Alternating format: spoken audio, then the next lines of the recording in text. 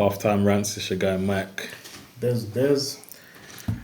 Yeah, man. Sadly, we're fresh off the defeat. Champions League semi-final. Arsenal v PSG. 2-1 on the night. 3-1 overall. And yeah, man. What's our breakdown? By the way, I'm dressed like this on purpose. I'm in mourning right now. So these shades are staying on and the hood is staying on. Yeah. But what happened to keep your enemies close? Keep our enemies. Wearing the Madrid kit. Wearing the Arsenal kit today. The Barça kit. That's the first one I did wrong today, man. I mean, you wore the Arsenal kit. I wore the Arsenal kit today. You know what it is? I couldn't be watching my team in a semi-final on camera and be wearing the Ops colours. It's bad for business, isn't it? It's bad for optics. Arsenal, if you're watching, yeah, I know what I'm saying. Whatever we went through and I'm watching and I'm wearing the PSG colours, come on, man. It's going to cost us, man. My mum will be tarnished for life. Do you get what I'm saying? People misconstrue it. Say, look at this imposter. This guy's chasing clout. They'll say that. Oh, he supports both clubs. They won't know the gimmick behind it. True. Bro, but anyways, I'm in pain, man. I'm in pain. Yeah, and you, bro, you need to pay for your sins. You need to pay for your sins. You know what you did. How greedy. This guy had a prediction. How greedy. You know what you did. Well, let me see. In simple terms, yeah, we're gonna bully PSG. It's simple. Wow. You know what it is? See PSG. I rate them. They play good football. Nice football. But PSG, yeah, they remind me of that team that Arsenal used to be. Wow. Yeah? But at a different level. Wow. PSG are the team that people, at the end of the game, people are going to be like, oh, they should have won, but they were so unlucky. Yeah. Whilst Arsenal will be the team that, oh, they got lucky. They scored this lucky goal or something like that, or whatever it happens. That was literally them, Fabio. Which lucky goal did we score? It was literally roles reversed. And they're the ones that was doing oh my God. Which bully did we bully?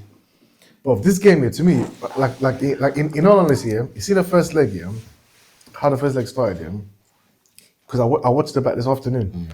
They played really well in the first leg. Like they did for the first 25 minutes. But after that, bro, they didn't just play really well, bro. They were sick. No. They bossed us. Yeah, they bossed us in the first 25 minutes. Yeah.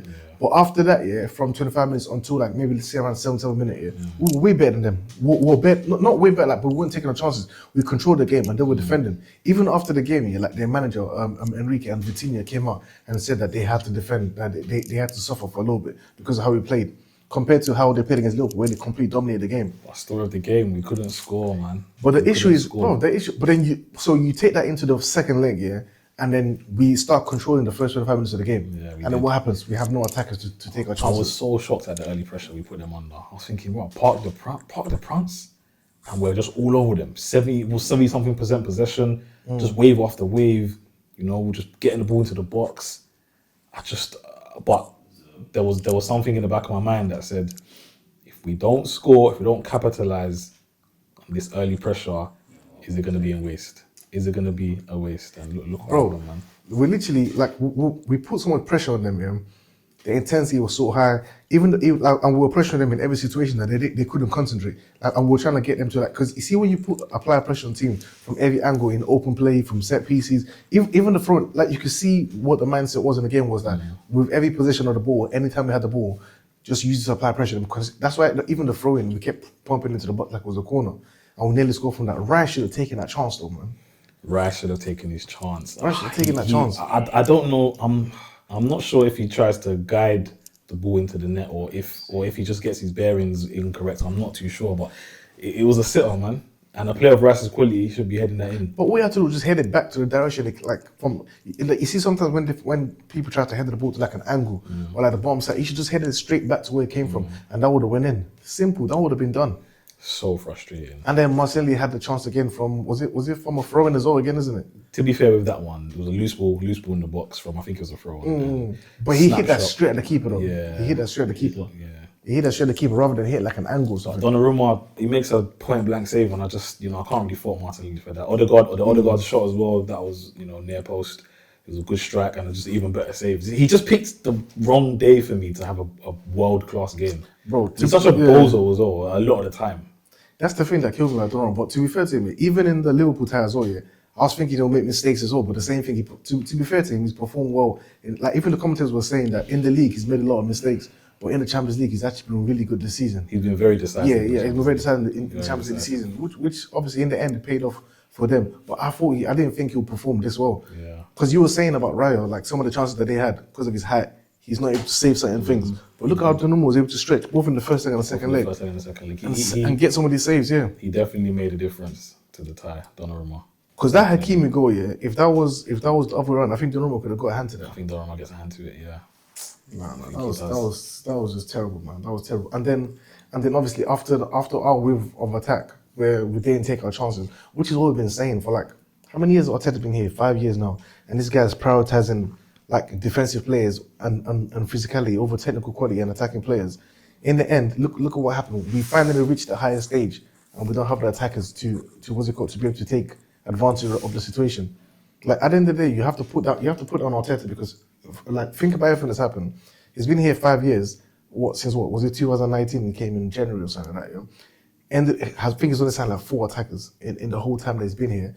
We've had Gabriel Jesus. We've been playing Havertz up top, playing Mikel Merino up top. We're playing Rice as a 10, and then now we have the opportunity to win a league title. And then what happens? We can't win the league title because we don't have the attackers to be decisive in the league.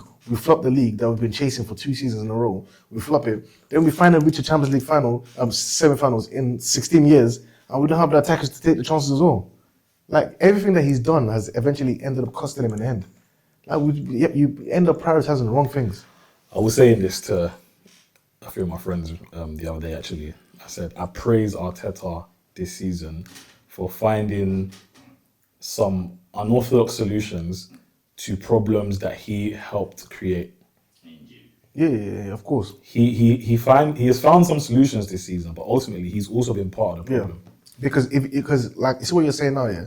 The whole, even in the other season when Havertz first came, and then Havertz moved to 9 and we started playing better towards the end, yeah. But who asked him to sign Havertz in the first place? Yeah.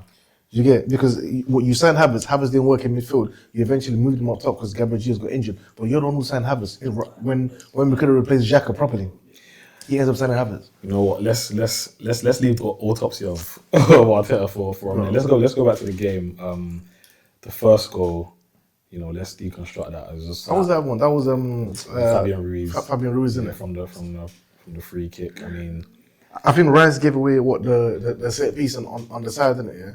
You see Partey knocking that down, yeah, for Fabian Ruiz to score. First of all, for me, yeah, the way he's jumping as well, he's jumping away from the ball, and he has to try and clear it in any way possible. Fabian Ruiz did really well because he didn't chase the header. He stepped back. He stepped back so that if a knockdown happens, he will win the knockdown. So that was smart from him, yeah. But Martinelli had the opportunity to literally just stand in front of him and block the thing, but instead he just dived past him. What I will say is, like, whilst there was a slight error from Martinelli and even Partey with the clearance, I'd say, I think when things happen so quickly like that in those instances, you have to credit more the attacker. You know, it's a brilliant moment of thinking from Fabian Ruiz just to evade Martinelli's pressure. And then he also has to have sufficient quality to strike that ball well enough to get that into the bottom corner. So I have to credit Fabian Ruiz for that. It was a very good goal. Especially because of the way he let the ball roll as well. Because him letting the ball roll is what beat Martinelli. Ingenuity. Yeah, that's what beat Martinelli and allow him to hit in the back post. Yeah. But then if you think about it, as well, you're right about praising him as well, because you see with Odegaard, whenever he's in that situation, he's hesitating. You know what I mean? So rather than pulling the trigger, he hesitates, and then that window of opportunity is closed. It goes away. But he took the opportunity immediately and hit that. That was a really good strike. Really, but again, it came straight after. I think the goal came in on 27th minute, and that was literally after our pressure. We literally dominated, made all that pressure, and then they went and scored. That should have been us. Yeah. If we scored during that time of our pressure, the whole tie would have been different. The whole tie would have been different at that point. And instead they went and scored, and then what, the second goal? Who got the second goal for them again? So it was Hakimi, isn't it? Yeah, but even before that second goal, we have the penalty. You know, Vitinha, absolutely shambolic penalty, by the way. That was poor. Because Lewis Skelly was basically turning, and there was nothing he could do with Sandy. It was turning. So like, I still think in Champions League we've seen those given, because if the ball, if your hand's out of the position, they give it. But it's like it was close range. He hit a shot and he wasn't even looking. He was looking the other way. He was basically turning. I can't complain. It's just one of those unfortunate ones. You know, it was just, I think today's game, that summed up today's game. You know, the fine margins just were not happening in Arsenal's favour. Yeah, You know, and you get, but you make your own luck though. You do make make your it, own yeah, luck, yeah, bro. you You make make your your own own luck because at the end of the day, PSG could say they were unlucky for if Rice scored that header, or they could have said they were unlucky if what's it called? If Martinelli put that to the bottom corner from the throw in, or if Odegaard's one got deflection and went in. Like you make your luck by taking your chances or shooting in this situation. We don't shoot in these situations. Like we saw Odegaard hesitate to shoot. Yeah. Whilst Fabrizio's shot first time. no, you're right. You do make your own luck. You make your own luck at the end of the day. A part of me felt that once Raya saved that penalty, a part of me felt that okay, could this be a potential turning point in momentum? You know, can we capitalize on this? Can we get PSG? Can we shake them up a little bit? You know, they've just thrown away, you know, an opportunity to extend the lead. It just wasn't to be. Bro, the only thing with these things is that even like you can see the players are trying, because to me I don't even fault the players for like their effort or anything they did. You can see the players are trying to do everything that they are being asked to do and they're trying their best and stuff here. We just don't have the quality. It's that simple. We don't have quality in attack. You can dominate all you want. You can push the teams back, you can pressure teams. It's the same thing that happens in the league as well. Like, and why we've drawn so many games. Like, the reason we're drawing and not losing is because we're actually good defensively. It's just that we can't take our chances. And at the end of the day, the opposition is going to build up confidence. They're going to build up momentum and they're going to go and score. It's literally that simple. You need attackers to score. And we keep getting linked with defensive players. Like, we need to get better attackers so we can take chances. You can't be playing with... Bro, if you think about it, we have a defensive midfielder playing 10 and essentially a DM playing 9. Like, in our team, after 5 years of building. And then we're expecting to take our chances against PSG in the Champions League semi-finals. It's a damning indictment on the squad building. No, and then what's it called? What? So then he misses the thing. Wait, did Saka's miss come after that? He scored first. So after the penalty miss, then Hakimi's one, isn't Hakimi it? scores, I think, shortly afterwards, and that is just very good strike. Puts it in the bottom corner. You know, just Raya is ultimately beaten. He can't get to the ball. Thomas Partey. Thomas Partey. The ball's slow to loose, that one, he's slow to react. He's slow to react. I think he does that. There's times where he does that thing like a few times where he I think even like I remember like you see a lot of these guys that are very technical and physical as well. They do that thing where they think they can always roll everything or they can always delay every little thing. And he was late to that. He was late and then Hakimi got there before him. But I don't think that ball should have even went in the middle in the first place. Like when you're under pressure on the edge of the box, the ball should have just gone wide instead. And then even when you look at like even before that even started, the ball from Kewell to I think it was Odegaard or something, in the build up to all of that that was even a misplaced ball to begin with. And then that's what led to the counter as well. And then obviously Hakimi hits that again and Raya can't reach the ball again for the second goal. Like it was just what's it called? And then obviously we end up scoring with Saka. But it's like, how is it that Saka is the only one that's going to be? Do you get in the whole To be honest, game? that Saka goal was a bit of fortune as well. Good work by Trossard on the wing. You know, just plays a kind of 50-50 ball into a dangerous area. I believe it ricochets off of. Yeah, I think it might be Marquinhos or something. One of them, yeah. Just kind of into like the 6-yard box and just somehow bobbles free for Saka, and Saka slots it into an. But if you notice, Saka was the only one that was actually trying to do something the whole game. Like you were saying during the game, he was switching flanks to try and make something happen. He was trying to take the initiative. Exactly. Yeah. He wasn't stuck to his position. He was trying to do different things to make something happen. And in the end, like you said, you make your own luck. He was the one that got the chance because he's the one that was trying. And obviously, then the other chance happened with 10 minutes left. And all we had to do was tap it into open net. We have to talk about that miss, man. Bro. We have to talk about that miss. That miss, if he scores that, the game becomes... Bro, the pressure's on. The pressure's on. And there's what, 15, 20 minutes left? Yeah. Was it No. I think it was like 10 minutes left. I think it might have been 10 minutes left. I'm sure it was a bit more than 10 minutes, no? No, I think it was either 10, max 15. I don't think it was about, max maybe 15. about 10, 15 minutes left. And then, we really get to see what PSG are made of under pressure. But we just didn't ever have the opportunity. Yeah, no. They didn't do like to really see. It's like you see the thing is we did a lot with the ball, but we didn't do a lot to question them because we weren't dangerous enough. So we couldn't question them. If we were able to score that chance there, that would have been when people would have been able to say, okay, are PSG able to stand up and do something when under pressure in these tight situations? But we didn't even put them under that kind of pressure. So I'm gonna ask you a question that a lot of Arsenal fans aren't gonna like. Did Saka bottle that chance? Nah. Come on. But he was the only one that was doing something. That's not why I asked you. No, he didn't bottle it. It wasn't like it was. If I think about the chance again, chance in isolation, the ball went across. Yeah, the ball went across. Yeah, and he had to stretch to it. Yeah, but it's an open goal. But he had to stretch to it though. But I don't think it was that. It's not that simple. If the ball was at his feet, yeah, and it was like a 1v1 or something like that, I put that on cool. Like that's this guy's football. Late in the game, you're having to stretch to a ball that you probably didn't expect to come across. I don't blame the attacker fully on that. So my thing is, look, I love Saka. Saka's my favorite player. Probably, arguably, our best offensive player. Yeah, no, maybe just our best player overall. Yeah, right? We hold him to a high standard. You know, that is a defining moment. The ball comes to you. It's an open net. Yeah. You watch the cross come in. Yeah. Nah, that was I understand it was a fast whipped ball. You caress that into the net. But I don't think he did anything because he didn't even reach it. This is what I'm trying to say. He did reach it because that's he went over, isn't it? That's why he was able to get enough purchase on the ball for it. Wait, did he go over? It went over the bar. Yeah, I'm missing already. So in that instance, you have to. No, but that's stretching though. At the end, that's stretching. I don't think he was. That's stretching though, man. I don't think he was overstretching. I need to see the replay. I need to see the replay. I think he snatches at it and gets too much on the ball. On it.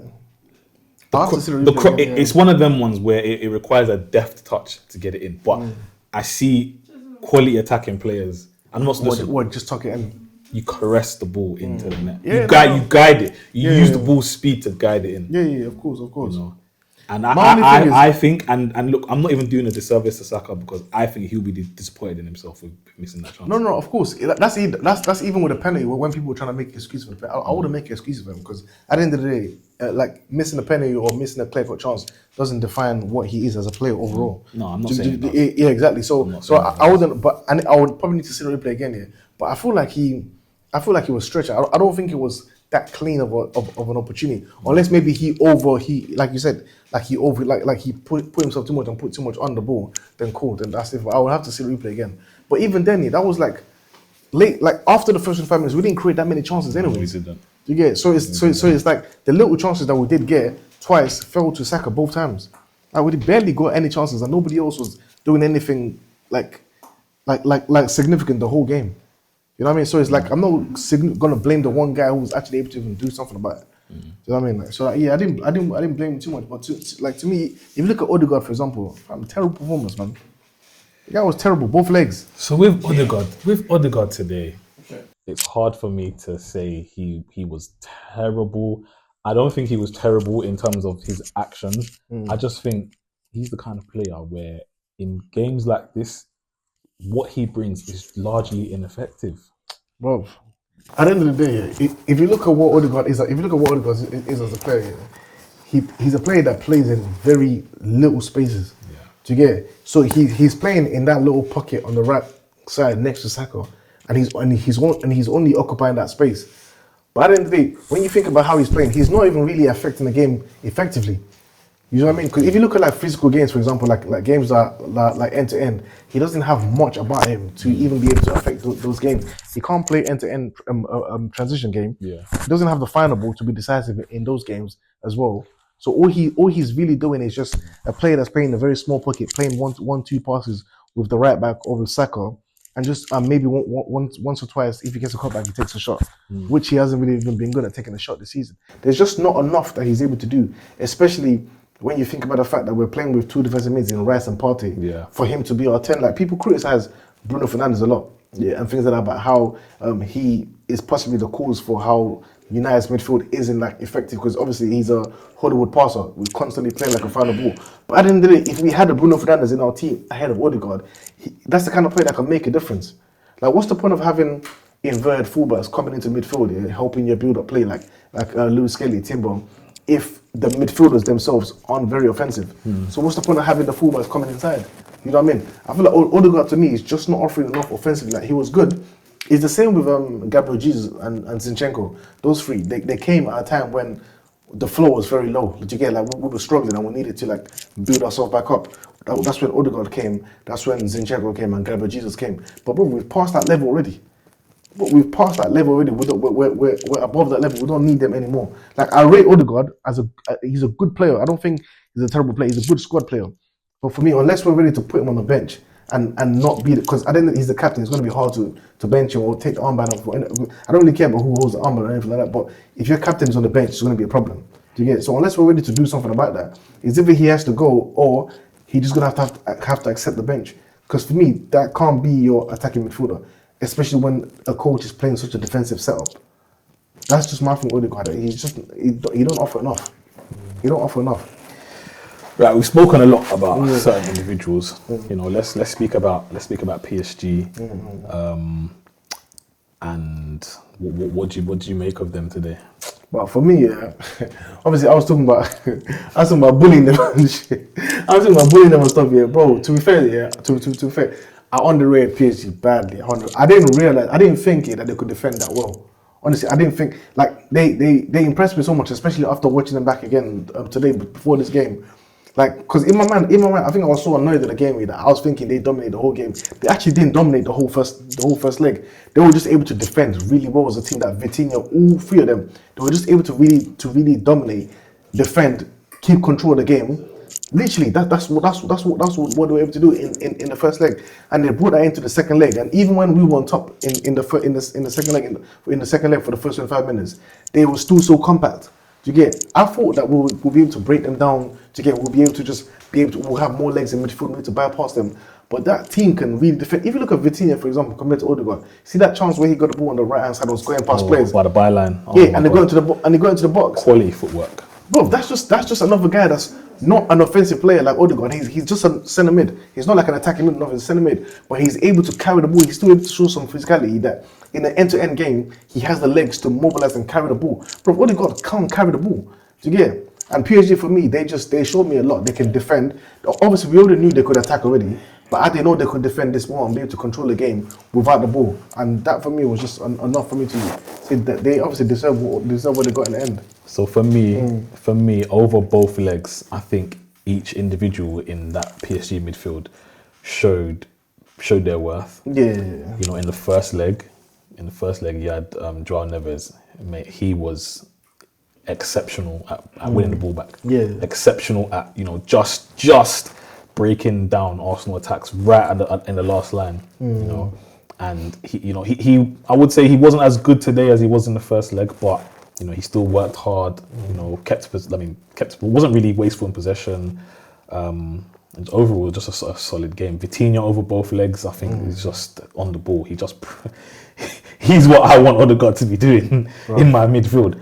Because that's legit. Because if you're not going to have a 10 that's very offensive and it's going to create like a Bruno for that, if you're not going to have a 10 that's going to be very offensive, then at least you want your most offensive 8 to be a guy that can be able to affect the game in every area of the pitch, which he's able to do. He can receive in the deep areas, in the offensive areas. He could even carry the ball. He can receive everywhere. And Odegaard is so limited to one part of the pitch that he can play. Yeah, like that's the massive difference there. And then you got Fabian Ruiz, who was quality in the first leg. And today pops up with arguably the tie-defining goal. You know, he scores in a period where Arsenal are in the ascendancy, and it literally just takes all the pressure off of PSG, because now they have that goal and they have the cushion 2-0 to sit on, and especially at the time that it happened as well, because that's when we were on top. Yeah. That basically from that point, that basically just ended our momentum, because we started the game so sharp. Once they scored, it was over. From there, like that straight away. And if you look at Fabian Ruiz, even the way Fabian Ruiz is playing him, he's like Rice in our team is essentially what Fabian Ruiz is for them. And if you look at the way they're both used, like Fabian Ruiz is not just hanging around in the final third all day. Yeah. He's actually starting from deep, and he's more technical as well than Rice. But he's starting from deep and then making his runs into the box. Meanwhile, Rice is just camped in the final third all day. Again, it's just the way that we use certain players in certain positions. It's just, to me, it's just not effective enough to be a team that's going to be very good offensively. But obviously, it's been 5 years of Arteta. What would you say then? How would you review it? Before we even get onto that, because I'm not finished with the PSG, I think the PSG attackers today. Let's just touch on the PSG attackers. You know, the danger man Dembele was on the bench, and they still managed to offer enough offensive threat to cause us problems. But that's quality in attack, though. That's just pure quality in attack. Yeah. Like when Dembele was in there, they had Barcola, who was stretching the pitch. And if you think about it as well, it was, yes, Dembele would have been would have been perfect for them as well, because he also has the pace as well. He can carry the ball, yeah. But like the fact that Barcola can stretch the team, it kind of worked out for them in terms of like a counter-attacking threat, because they had so much pace in attack that even whilst they were dominating, they remained a threat. Look how many times that they nearly went in, like the chance that Dewey missed. Yeah. They nearly got in. They could have made it a wider margin earlier on in the game as well. Yeah. And that's simply because of the pace they had. So even though Dembele didn't play, it still showed that it still helped them with Barcola there. It just shows what you need to have in attackers. And you have a range of attackers. We have a range of attackers. Like for us, we're looking to the bench. Who's on the bench? Like we're calling up for Nwaneri. This is a 17-year-old. Why are we having to call up for Nwaneri? And then Trossard, who we know doesn't really have pace like that. But yeah, I think my assessment of the front three, I think they showed their versatility today. You know, the PSG are a team, they like to be on the ball, they like to dominate the ball. But especially in the early parts of the game, they were very happy to, well, I wouldn't say they were happy to let us have the ball, but I think they recognised, okay, Arsenal are getting the better of us in possession right now. We actually need to maximise our we need to maximise our transitional threat. And the ball carrying of Kvaratskhelia and Barcola to relieve the midfield and bypass Arsenal's press was just outstanding today. Oh, it's a outstanding. different level. Yeah, it's literally a different level. Yeah. Barcola and Desiree Doué today, the rotations on the right hand side were giving Kiwior and Skelly nightmares. They won't forget that anytime soon. You know, even the yellow card as well. Because of them continuously rotating between the central and the right wing, it meant that you know, Skelly's the kind of player, he likes to get touch tight. You know, he likes to defend fairly aggressively. He likes to play on the margins, right? And he didn't know which one of them to pick up because they kept on swapping consistently.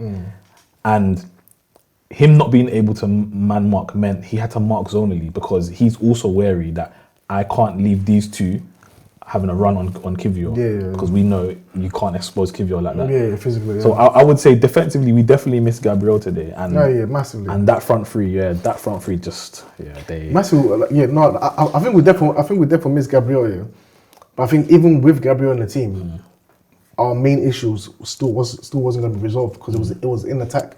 Maybe we defended better for certain goals, but it was still in attack. That was the biggest issue there. And then you look at what's it called? Even when you look at like the reason why they're able to progress the ball from midfield to attack, is simply because every player that they have on the pitch, once you give that guy the ball, the guy can carry the ball. Do you get? Like we've been saying before, even before we signed Mika Marino, I was saying, like, for this season, I want us to get a midfielder that in the Champions League you can give the ball to at his feet. You see a lot of teams have this. Like they've got like Barca have Pedri. Do you get?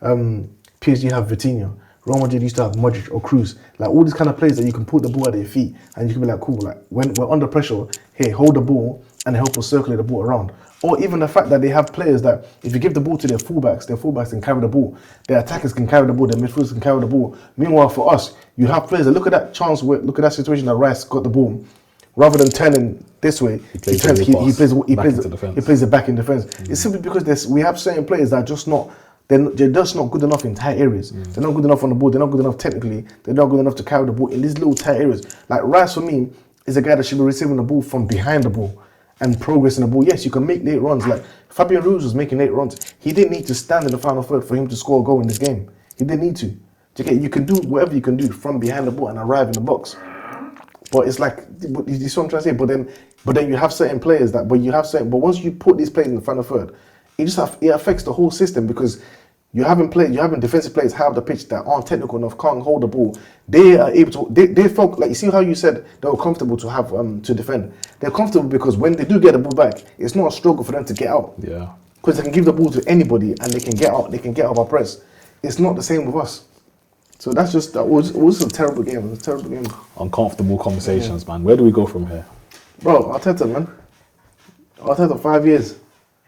Expand. What do you mean by that? What do you mean by that? But for me, it's one more year. For me, it's 1 more year for Arteta. It's the same with Odegaard, Gabriel Jesus, Zinchenko, or anything like that. Yeah, it's one more. It's one more year for me. If you don't get just because a guy takes you to a certain level, doesn't mean that guy deserves to stay there and reap the rewards in the end. It doesn't always work like that. a guy can be good enough to take you from where we were before, struggling, to this level. Doesn't mean he's also the guy to take us across the line. And he has to prove that. For me, he has 1 more year to prove it. In this transfer window that we're going to now, if Arteta doesn't, because at the end of the day, I don't like to put on managers to be like, oh, you need to go sign attackers. If the manager is not comfortable with having attackers and he wants defensive players, that's cool. Do what's best for you. But if that doesn't lead to success, then you have to go. So for me, it's whatever he wants to do in this window, cool, go and do it. But we can't just stand back and just keep on watching him continuously, because the team is basically regressing. Like, yeah, we got to Champions League semi-finals, but at the end of the day, we played the Real Madrid that was dysfunctional. You know what I mean? So it's not like you have to put things into perspective. We scored 1 goal against PSG in 2 legs, yeah, and then we beat a Real Madrid that was not at the required level of coaching. Their manager's getting sacked. Our manager's going to continue. Do you get it? So it's not what's it called? It's not good enough for me.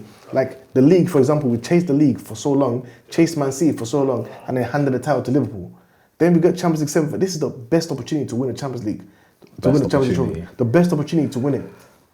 Like he was talking about in the press conference, he was saying in order to win certain trophies, everything has to line up the right way. Like maybe teams don't have to perform at the center. I don't even know what he was trying to explain. Maybe like things have to line up and you have to be lucky or something. But at the end of the day, it's like you can't always wait for luck to happen, because Man City had their situation where they had a bad season this season. But who took the opportunity? Liverpool. You have to put yourself in position to be able to capitalize on whatever situation happens. You can't just keep on waiting and waiting. Well, how many teams are going to perform poorly? Like, you waited in the league for Man City to become poorly. They became poor, but the Liverpool took advantage of that. Like, it's like we're just always a step behind, and then someone else is going to take advantage of that. That's just the issue with Arteta. So for me, it's 1 more year of Arteta, and that's it. 16 years. One more year, man. 16 years. Wow. 16 years I waited from the last semi-final we were in to now to wimp it out like that. No, it was a terrible performance. Like in the whole context of thing, it was a terrible performance in the context, and it's mainly because It's mainly because it was there for us. It was there for us to capitalize, and we didn't. Literally the same in the league. It was there for us to capitalize on the league, and we didn't. It's more painful because it's there. If we were not good enough here, it's different. But when you're good enough to reach something, and that's why you see the other thing we're saying fans as well is that they always think that because the manager got you there, you should be grateful for the fact that he got you there. Yeah. But that's not how it works. But that's not how it works. Just because someone cool, his job was to get us there. If he's able to get us there and he's not able to get us there, they have to go find someone else that can take us across the line. Fans like that who try to push that grateful rhetoric, right? The way I describe them, those kind of fans, they want the respect of a big club. They don't want the expectation of a big club. Yeah, it's simple. It's simple. And I will never understand fans like that. But it's simple. Arsenal, look, we might not be European heavyweights, but we were definitely successful before Arteta. We were successful before any manager we've had, and we should be looking to continue to be successful. I don't get why people always make it seem as if they make it. Well, football's a global sport. It's not 5 good managers in the whole world. Oh, there's multiple good managers. There's teams that have shown that you can sack managers and improve. Liverpool just did it. Yeah, so they didn't sack Klopp, but yeah. As in he left. Yeah. So it's not a case of like, oh, you must leave. Like Wenger left and we improved as well. So it's not a case that every time a manager goes away, because they will always point to like United or something, or they'll go point to Tottenham, or they'll point to the worst scenario, but they don't point to the best scenario of teams having sacked managers and improved. Mourinho was sacked on Real Madrid after getting Real Madrid their first title in years.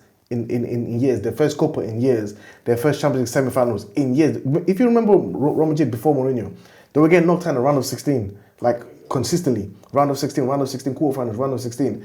He got them to the 3 semi-finals in a row. They still sacked him. Brought in Ancelotti, and they went on this massive run that they've been in the last decade, where they've completely dominated the Champions League. And in this time, they've had 2 managers, but three tenures. Ancelotti was there twice.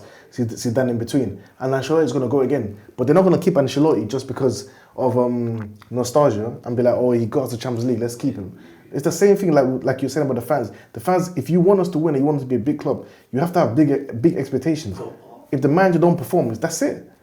Yeah, I agree. Like for me, Arteta's done really well, and that's the more painful things that Arteta has actually done really well. done really He's well. actually done really well. Yeah. It's just the last bit that I just don't understand. The part where you've seen it in the league, how the lack of attacking recruitment has cost us in previous seasons. You've seen it in this season. You've seen it in the Champions League. Like, there's no way he can sit back after this season and look at it and think our issues aren't in attack. Like, if that's why for me, I'm willing to give him this one more season just to see. But if again you can't still see where the issues lie, because the thing that annoys me the most, he's always talking about margins and about how if we took that chance, But a manager can't be sitting back and still talking about the 1 or 2 chances that you missed. It shouldn't be that. You should be talking about the fact that you didn't create enough chances. 100%. You should be talking about you didn't create enough chances because you can't take every. PSG also missed chances as well. Every team does. PSG could have ended the game in the first leg, like when we were desperate and we were conceding chances towards the end. If what's his name, Ramos took that one, that would have been the end of the tie from then. Like, you can't be relying on PSG also missed chances in this leg as well. You can't be relying on the 1 or 2 chances that you create. You gotta be you need to be more concerned about the fact that you're not creating enough. And I don't know what's changed in Arteta recently, because the way he started off or the way we had in 22-23, that team is completely different to this team. Like, and the way he was talking then is completely different to how he's talking now. Yeah. So I don't know what's changed in between. But for me, it's one more season, man. Yeah, I think a lot is riding on this summer's transfer window. I think whoever needs to pull the strings and complete the squad. And look, again, like I said earlier in this, I said Arteta he has shown me he's able to find some solutions where I didn't think he was able to, but ultimately those solutions have come off the back of problems that you have created in your squad building, because this is the squad that you assembled, in the way you assembled it, the style you assembled it with, and look, as far as I'm concerned, whether it's you or Eddie or whoever, these are your players. Oh, it's been 5 years and These you are your signed the contract. It's not even about, forget, if you think that the club aren't bringing in the players that you want, why are you signing the contract? Yeah, but no one's going to turn out 15 No, million. of course, but then you can't complain afterwards. Yeah. When you sign a contract, so it's either the club are not listening to you, but then so if the club aren't listening to you, why are you signing the contract? Or this is what you actually want. He came out and said best owners ever. That's it then. Yeah, I think next season surely has to be the last season for Arteta. Yeah, if he goes trophyless. I think it's even gotten to the point now where I don't think any trophy alone will save him. I think if he fails to win either the league or the Champions League next season, I think it is probably best for Arsenal to go into a new direction. You know, because there's managers out there. Anyways, I can go on about Arteta forever, but for me, Inter Barca, what are you saying? Inter Barcelona. So you were showing the recording of me predicting. He's showing the recording of me predicting PSG. He's not showing the recording of me predicting Inter smashing Barca to pieces. Yeah. I think we both, in our assessment of the game, I think we both agreed that Barca's defense can be suspect. You know. But I think you definitely doubled down in that. You definitely saw Inter would definitely get the better of stylistically with the better of Barcelona. Where I probably was a bit more on the side of, I think where Barcelona's attack has been able to outscore majority of their opponents, I felt like they might be able to produce enough magic to get over the line against Inter's stability. But on the night, man, we saw loads of different sides. Saw loads of different sides to both teams. I think I saw loads of different sides to Inter in particular because I the way I predicted that match going, if Inter were to win, I thought it would be okay. Inter get maybe 1 or 2 goals and are able to lock up shop. But what I saw in that Inter team was a team who weren't actually at their best defensively, whether that's of their own doing or whether that's just because Barcelona's attack was just extremely good on the night. But even though they were in situations they don't usually find themselves in, they weren't two-faced. They didn't stop them. They were able to sustain pressure in the moments that they needed to, get the key goals in the moments they needed to, and even get out of the adversity when they looked like they were on the brink of exiting the competition with a minute and a half left. What happens? 37-year-old Acerbi gets the winning goal. Not the winning goal, sorry, the equalising goal. So, credit to Inter, man. Inzaghi, what he's done with that team is amazing. I mean, in 2025, you have Mkhitaryan and Çalhanoğlu as your midfield base. You know, how you get away with that is beyond me. For me, Barca are just a very special team offensively. Like, it's just a very special team. And I think with Barca, because they've done it so much, it reminds me of, like, you see towards the end of last season with Arsenal, how we just kept coming back and we kept thinking we can come back all the time. It reminds me of that. Like, Barca just have this appetite and this thing that they back themselves. Yeah. Like, they have this self-belief that that no matter what the situation is, they're gonna score, and they can score. It doesn't matter if you score 4, they can also score 4. If you score 5, they'll score 5. You can see it in the way they play. It's like they play with. But they didn't score 5 yesterday, though. No, of course. But they always feel like the way they play it. Or did they? Sorry, did they score 5? No, 4. It was 4. No, 3. No, I was just asking someone. If they scored The 5. Barca fan. The Barca fan. At least you didn't score 2 goals. Oh shit! Yeah, but what's it called?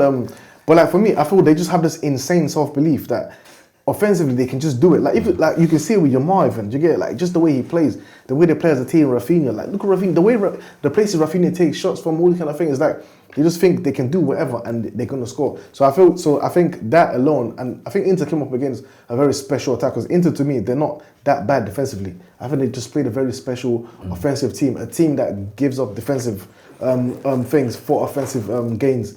And that's just what Inter ended up facing up against. So I'm gonna speak about Inter's attack in a second, but Barcelona's attack.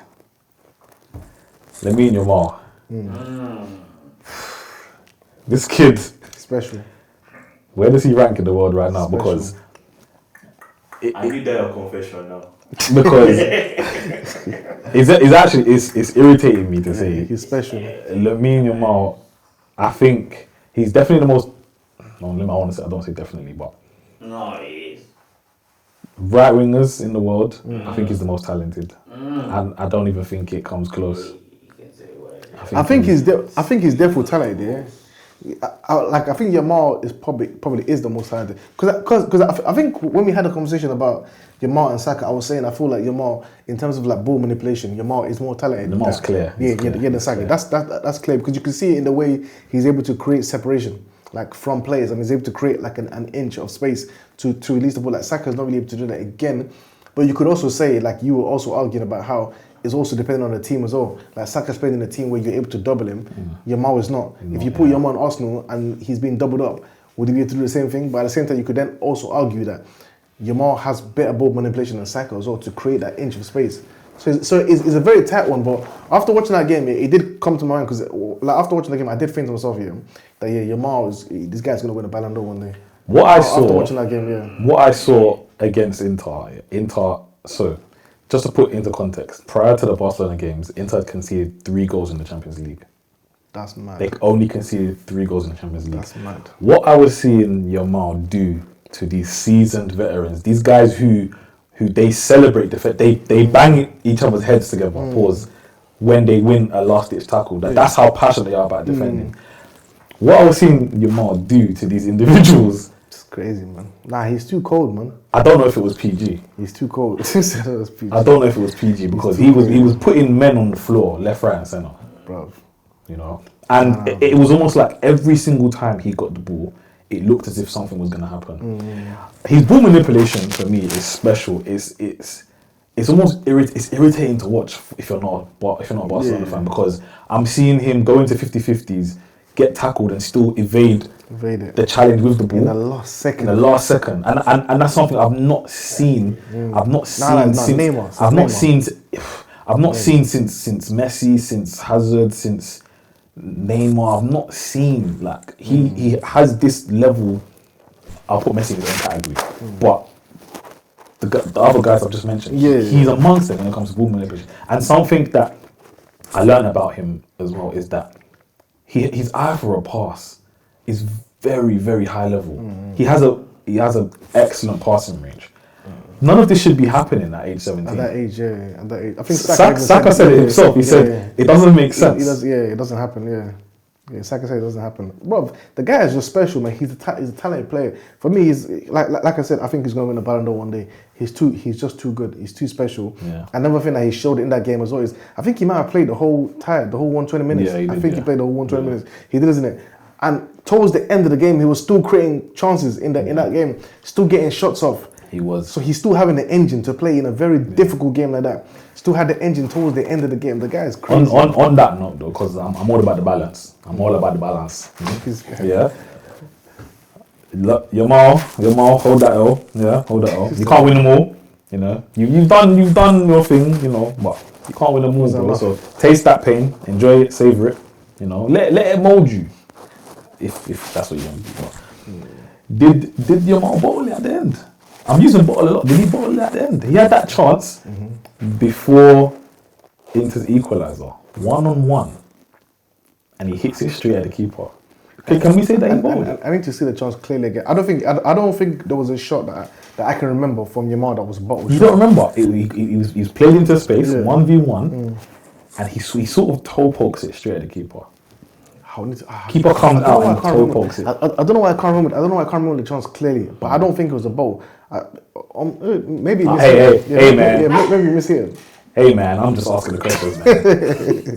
I'm just asking the questions. Maybe you mishit it. Maybe you mishit it. But I think, to me again, but wasn't that like an extra time as well? No, this was in injury time. Barca were 3-2 up, and it was just before Acerbi equalised. Okay, to like take up again. Yeah, I can't remember to clear it. To be fair, I can't remember to clear it. I don't think he. But for me, from when I was watching the game, I don't think there was a shot that he did that, or there was a chance that he got that I thought was a bottle job. I felt like everything was good keeping. Obviously, good shots. He was taking good shots, hitting good angles and stuff. There was even one that he took. He got near to the top corner. Excellent save from Jan Sommer. Yeah, 6 save. Jan Sommer saved that also. So again, that for me, to even get that chance, that literally should have gone in.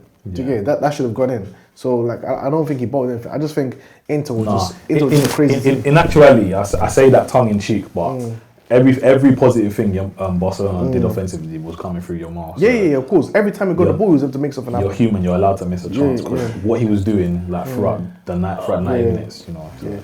But for me, though, when you look at the Inter team, obviously like Barca's defense was terrible. Like the whole first and second. I was saying in the first leg, if Inter were just able to, if Inter's midfield could have a bit more composure, like you were saying about Çalhanoğlu and what's his name, Mkhitaryan, but these guys are old as well. And then Barella had the worst 2 performances of his life I've ever seen. I've never seen Barella play that poorly. In the first leg and the second leg, if Inter just had just a little bit more composure, they could have split Barca's defense easily. Barca were playing an insane high line, and every time they were able to get past them, they were creating a chance. But the midfield kept giving the ball away. They kept giving the ball. They kept rushing it. Although I think like Thuram didn't help too much or like that because they didn't have enough hold up play to be able to to be able to hold the ball. They didn't have a target in there as well, so that didn't help them too much. But I think the midfield lacked composure. They lacked composure to be able to exploit Barca properly. They should have exposed them a lot more than they did. I don't think the game should have been that tight as it was. That they were about to literally go out. I don't think it should have been like that. I think they should have been able to expose it like Inter properly. But this guy, what's his name? Dumfries, best player of the time. Yeah, Dumfries was exceptional. Best player of the time. Yeah. I checked. Two goals, 3 assists, both ties. Both ties, yeah. Game of his life. Crazy. And what was it? 6 goals for Inter, isn't it? Yeah, altogether. Contributed to 5 of them. He was exceptional. And still locked down his side defensively as well. Nah, he was quality. Insane player. He stood up to be counted. Yeah, quality player, man. I want to talk about Inter's strike pairing because, I have a big issue with these two guys, you know. To me, I don't really rate either of them highly, but they keep producing the goods. And it's like, on the one hand, sometimes they could look very, very good. And on the other hand, sometimes they can just they could be extremely frustrating strikers to watch. How much do you credit Inzaghi for what he's getting out of the 2 strikers? Or do you think they are actually just 2 quality strikers? No, I think it's the system. I just think the system is... to me, they're not world class. I don't think Lautaro plays up top for any other team. God forbid Lautaro getting a Ballon d'Or. God forbid. No. God forbid Lautaro getting a Ballon d'Or. Because see, Lautaro to me is a good player, but he's not physical enough to be a target up top. He's a player that requires space as well. He's a good player. He has to feed off another focal point. Yeah, exactly. He has to feed off another focal point. He can't be the main focal point. So he's basically like a second striker. And that system allows him to play as a second striker. So that for me is like cool. Like you get, they can feed off each other. They both can feed each other. Because even Thuram himself is not a focal point attacker as well. So they both have to feed off each other. And I think Thuram to me was terrible in the second leg up until the goal he created for the winner. He was terrible. He didn't keep the ball well. He couldn't hold it up. His runs in behind was poor. It was one of the reasons why they couldn't break down. Well, not they couldn't break down, but didn't exploit Barca even more than they did. Because like the way that line was, yeah, they should have exploited. Thuram should have. Like that's so much space for you. A player that's that fast. It's literally so much space for you to have exploited. Like that's the reason why Dumfries was so good, because there was so much space. Like that should have been Thuram doing that instead. But his runs were not timed properly. He wasn't holding up the ball. He wasn't physical enough. But yeah, to me, they're not world class. They're good players in a very good system. In terms of like what the reason was for the game, I rate Inzaghi highly. To me, that's Inzaghi's job. Top coach. Yeah, man. that's Inzaghi's job. And if you compare that to Arteta as well, yeah, is what I'm saying about you don't have to necessarily have the very best players in this Champions League. Like Arteta's coaches really well, but but in the final third or in the final moments, you need to have actual attackers in there. Like I don't rate Lautaro like that, but that's an actual attacker. Actual attacker, yeah. That's gonna make a run behind and take a chance. Like whenever Saka was getting to the byline, who was there? Nobody. Saka in the end is the one that's having to make those late runs. When in reality, Saka is a creative player. You see what I mean? So it's like at least Inzaghi put attackers in those positions to make sure that they're able to exploit these situations compared to what Arteta was able to do. So for me, the whole tie, I give that all to Inzaghi. Yeah. Fair enough, man. So who would you say? I want you to pick your top 3 standout performers of both semi-finals. Start off with Arsenal PSG. Who are your 3 standout performers? Oh, 3 standout performers, yeah. For me, the standout performer for PSG, because it's not going to be an Arsenal, it'll be PSG. Vitinha for me was standout. Vitinha, Hakimi, and Donnarumma. Okay. Yeah, Vitinha, Hakimi. What's yours? I'm gonna say Donnarumma was a standout performer for sure. I have to say Dembele, just because of what he did in that first leg. I think he was instrumental to everything the positive they were doing. And I'm gonna say my 3rd standout performer is Kvaratskhelia. Yeah, he was cold, man. He was today. He showed like a less flashy side to his game, where he was just so industrious.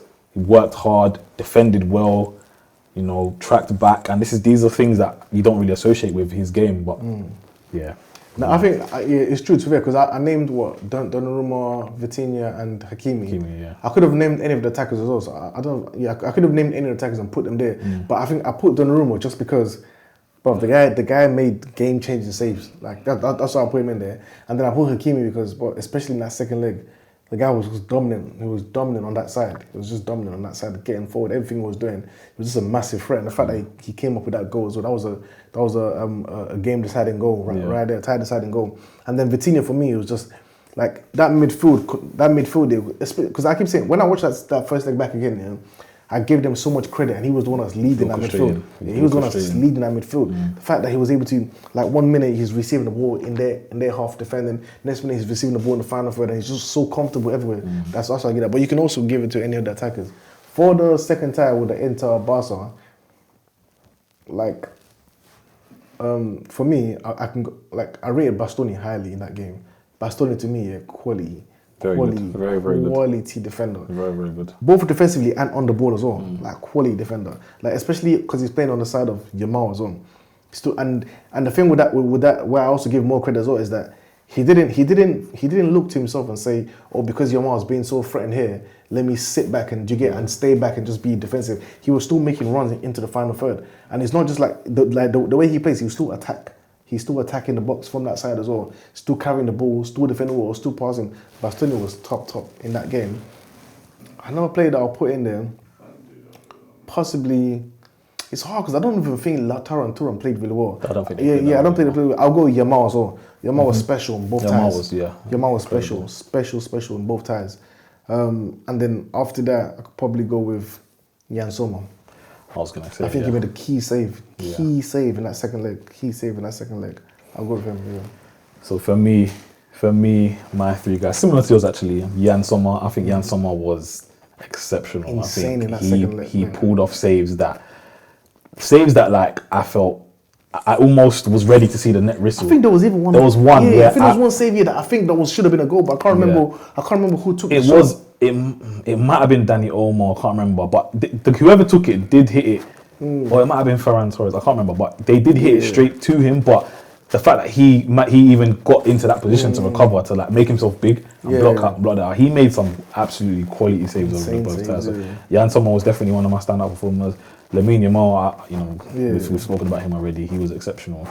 And the third guy, he was more of, like you said, Bastoni. For me, Acerbi, he was more of like a steady Eddie defender over the both ties. But man, to bust your gut, make that late run and score that goal when your team's on the brink of going up. Sorry, for me, he has to be mentioned. He's 37. That's basically him. Like he was feeling the game. You know what I mean? He's feeling the game, smelling the game. You know what I'm talking about. Like the game is pretty much done. The game is done, and he stayed up there. He didn't need to stay up there. You know what I mean? And the finish was quality. Sick finish. He stayed up there. He stayed up there. He literally didn't have to be in that position, but he still stayed up there. And then obviously, like, shout out to Fratesi as well, man. That guy got a win against Bayern and then against Barca. That wasn't an easy chance at all. The composure. Both goals were not easy. Both goals were not easy. The one against Bayern as well, it was rapid across. It was blasted across the line. He just smashed it straight in. And then this one as well, the composure to sit down the defender. I think it was Eric. Was it Eric? No, I can't remember what defender he sat on. He sat down one defender and then just. Oh, God, man, that was a beautiful, beautiful finish, man. PSG Inter. Predictions. PSG Inter. What are we saying? I think this might be the hardest tie for me to predict. I can't, even stylistically, I have no idea what will happen in that time. Do you think any of the PSG forwards are as special as Yamal? When you say special, do you mean current talent level? Do you mean ceiling? Do you mean because no, just currently, not actually, just currently. Are they able to create special moments like Yamal? I think so. I think so in terms because with Yamal, I'm gonna say when it comes to ball manipulation, I would say him and Desiree Doué. I think Desiree Doué is not far off his level ball manipulation. I think he's an amazing ball manipulator. Kvara and Dembele are better than Yamal. When I say better than Yamal, I mean in terms of I need to be careful here. Kvara is an amazing ball striker. Kvaratskhelia is an amazing ball striker. Like he's one of them guys. If he takes 10 shots, 9 of them will be threatening. It's true. He hit a post today against us. Yeah. He's so threatening. I think even in the first leg, I'm sure he had a did he not hit the post as well in the first leg? I can't remember, but and Dembele potentially could get a Ballon d'Or. He's been an absolute menace in front of goal. So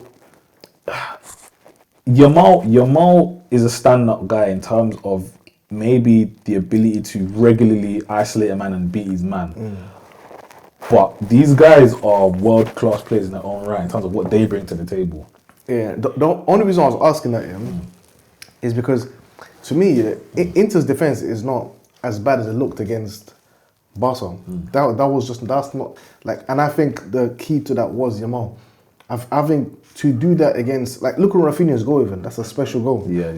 You get it? Because to me, Rafinha didn't even play well in the second leg, and he still scored. So what you're asking is, do I think PSG's attackers can stress into defense are able to do that? 100%. I think they can stress. Okay. Yes. Because to me, if they can replicate, because again, if you look at the goal that Yamal scored against Inter when they were 2-0 down. Yeah. Again, that goal, that was an insane goal. The way he beat players to get into the box and then lifted it to the top. Again, that was when like Inter were 2-0 up. The game was done already. So I'll point you towards Desiree Doué and Kvaratskhelia goals against Aston Villa. I get you. No. Goals out of absolutely nothing. No, I get They're capable as well. Like, I'm not saying that PSG can't do it because I rate Ousmane Dembele highly, so I think he can, and Kvara can definitely do it. But I'm just thinking that's the kind of special things that's going to have to happen to beat Inter, because Inter aren't like you said, they only conceded 3 goals before the whole before playing Barca. So that's what's going to have to happen to do that. Secondly, for me, in the game, Inter's midfield is going to have to perform better than what they did against Barca twice. if I'm pushed for a prediction, where Barcelona's attack mainly came through Yamal, PSG's attack will be multifold. You know, Rafinha was functioning as a runner in this game. Yeah, Rafinha was functioning as a runner, whereas PSG's attackers will provide multi-dimensional threat. You know, all across the front line. Both running, or 1v1. You know, both ball striking all three. So I'm gonna go with PSG, and also I'm gonna say I'm a bias because I want to say that we went out to the holders. You know, so I'm gonna say PSG. It's so hard to predict, man. I think I'll go with Inter, man. I think I'll go with Inter. Although, like, if I wanted to say, I could easily say PSG just because, like, I still think, like, for me, PSG are so well balanced. They're so well balanced, so I could easily say PSG. So well balanced everywhere, offensively, defensively. But there's just something about this Inter team. I just think they're just so well coached, man. But then again, you can say about PSG as well. It's so hard, man. Yeah, you're going back and forth still. Yeah. So, is that fence warm? Is that fence warm? The way you're hard saying to on it. He doesn't want you to come back and show me. Man's bringing insurance policies left, right, centre. It's so hard Got a to good deal predict. for you. Which one do you want? Come on, man. Pick one, man. Oh man, let me see. I think it's Inter's year, man. Inter's year. Yeah, I think it's Inter's year. Yeah, I think it's just something special for them. I think the players are so experienced. Yeah. I think the fact that Achebe scored that late goal like that, to get into that, yeah, there has to be a reason that that happened. Like, I think they were not like even against Bayern as well. The fact that Fratese went and got that goal as well, the experience is just there. The players are the age. They know how to manage. They know how to manage certain situations. I just think they'll be able to do that better than PSG. Or even then, PSG haven't given me a reason to doubt them. Do you get it? But I think Inter will do it. I think Inter will do it. Yeah. So yeah, that's it though, man. Boy, we'll see, man. We'll see. Yeah. So yeah, that's it for today with Halftime Rant, man. Yeah. Like, subscribe, share. See you guys next time. I'm gonna be mourning for the foreseeable. Yeah, I'll try to fix up, man. Please, fix up, man. Yeah, I'll try to fix up, man. Get some attackers.